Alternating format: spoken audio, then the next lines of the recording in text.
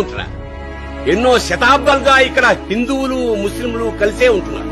BB నాంచారమ్మని ఆ ఏడుకొండల వాడు పెళ్లి చేసుకున్నాడని కడపలోని ముస్లింస్ వెంకటేశ్వర స్వామిని తమ ఇంటి అల్లుడిగా భావించి పూజలు చేస్తారు. వేములవాడ శివాలయం లోపల ఒక దర్గా ఉంది. శివభక్తుల్ని ముస్లిం మత పెద్దలు ఆశీర్వదించే అపూర్వ దృశ్యం మనం అక్కడ చూడొచ్చు.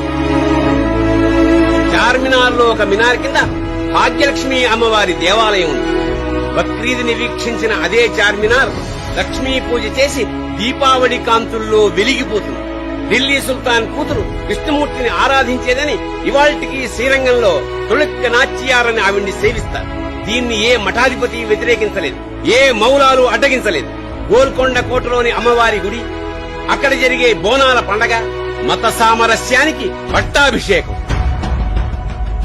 అంతెందుకురా, 41 రోజులు నిష్టగా మాల వేసుకునే అయ్యప్ప స్వామి భక్తులు ముందుగా వెళ్లేది బావర్ స్వామి మసీదుకి.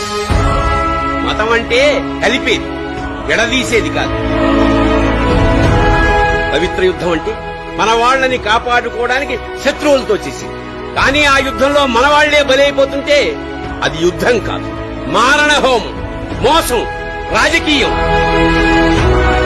కేవలం తమ స్వార్థ రాజకీయ ప్రయోజనాల కోసం ఇలాంటి విద్యార్థుల్ని భ్రమపెట్టి రెచ్చగొట్టి ఈ కులాల చిచ్చు మతాల చిచ్చు పెడుతున్నారు. కేవలం రాజకీయాల కోసం. అసలు ఇండియా దేశం కాదురా, మత సామరస్యాల సందేశం, స్వేచ్ఛా స్వాతంత్రాల స్వర్గం. ఎంతో పుణ్యం చేసుకుంటే తప్ప ఇక్కడికి రాలేమురా.